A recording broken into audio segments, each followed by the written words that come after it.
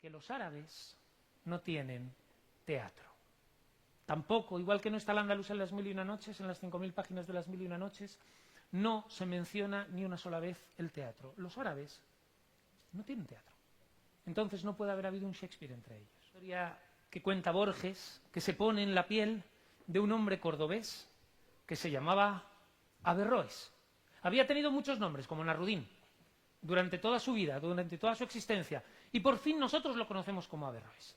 Cuenta Borges que estaba una mañana Averroes en su casa de Córdoba y estaba escribiendo un texto contra un filósofo que se llamaba Al-Ghazali y que había escrito desde Persia, y Averroes escribía y escribía y escribía la reputación, e iba eslabonando silogismos, y escribía con fluidez, con la fluidez que le daba el Guadalquivir, que le escuchaba, y que él mismo también escuchaba, y que le hacía sentir bien. Escribía Averroes, pero no tenía la cabeza puesta ahí, se había quedado en un pensamiento anterior.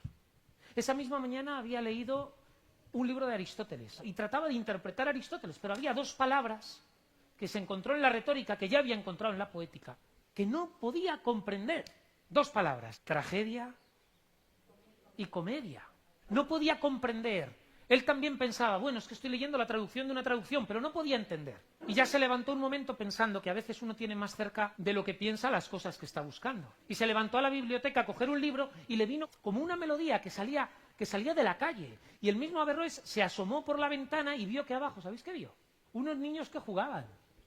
Un niño jugaba a que era el alminar. Otro niño jugaba a que era el almuédano. Y estaba subido encima del alminar. Y decía, no hay más Dios que el Dios, la profesión de la fe. Y otro niño más jugaba a que era la congregación, a que eran los creyentes que se arrodillaban ante Dios. Esto lo vio Averroes, que no entendía lo que era el teatro.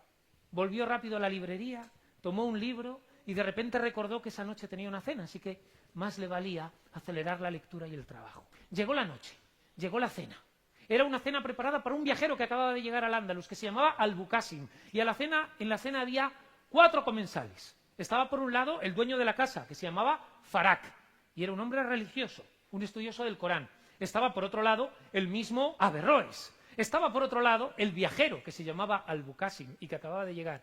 Y estaba por último un poeta, que se llamaba Abd el-Malik. Lo primero que hicieron, nada más llegar mientras estaban preparando la cena, fue salir al jardín, y allí estaban las rosas florecidas. Y Al-Buqasim, sin mirarlas, dijo, en el mundo no hay rosas como las de los cármenes andaluces. Y entonces el dueño de la casa, el alcoranista Al-Farak, quiso picarle y le dijo, pues tú que eres un viajero, sabrás que en el Indostán hay una rosa encarnada. Y dice uno de nuestros sabios que en los pétalos tiene escrito, no hay más Dios que el Dios. ¿Las has visto? Y a Al-Buqasim de repente le saltó la alarma por dentro. ¿Qué decir? ¿Que sí o que no? Porque si dices que no, claro, no, si dices que no quedas como un infiel. Y si dices que sí, quedas como el más disponible de los mentirosos. ¿Qué decir? ¿Que sí o que no? ¿Sabéis qué dijo él? Dios está en todas las cosas escondidas y a la vista.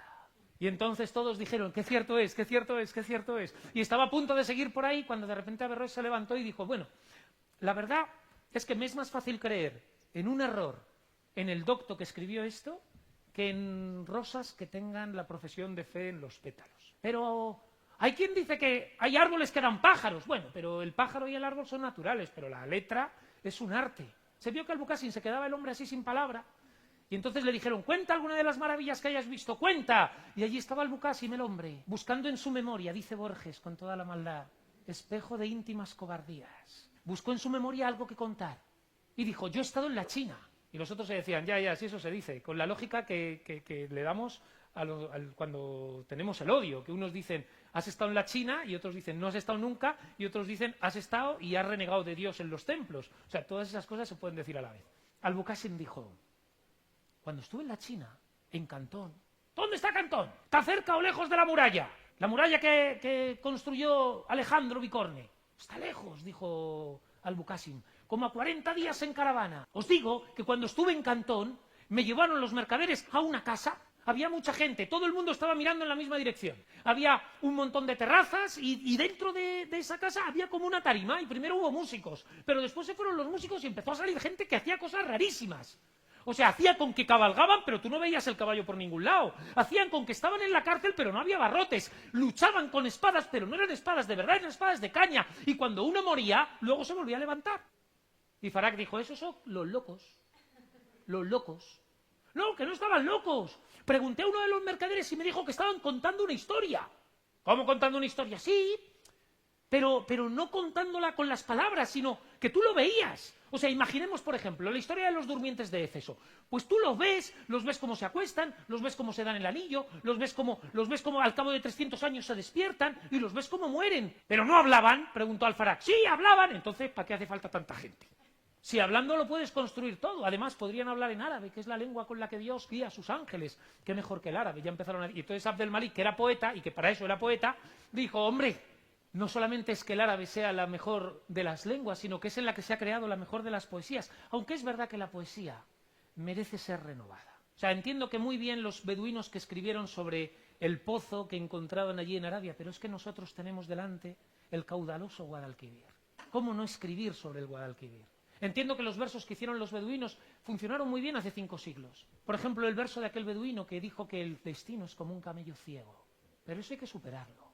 Y entonces se levantó Averroes, cuenta Borges, y dijo, más para sí mismo que para los demás. Esa posición yo la he defendido muchas veces, con menos elocuencia. Pero debo pensar ahora, primero, un poeta famoso es más un descubridor que un inventor. Y segundo, la poesía no tiene que buscar únicamente el asombro. Si la única finalidad de la poesía fuera el asombro, los poemas durarían 1 segundo, 1 minuto. Pero hay poemas que duran más que los capiteles que podemos encontrar de las civilizaciones antiguas. Lo interesante de un poema o de un cuento no es que nos asombre ahora, es que nos acompañe siempre.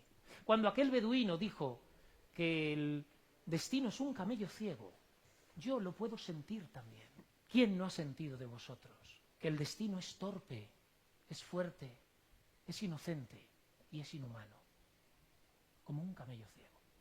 Yo mismo, dice Averroes, cuando estaba en Marrakech, por Memorias de Córdoba, me acordaba de los versos de Abderramán I, cuando llegó a esta tierra y estaba en la Rusafa nueva que construyó aquí en Al-Ándalus, y frente a una palmera dijo, oh, tu palmera, eres como yo en esta tierra extranjera. Y yo me sentí igual que la palmera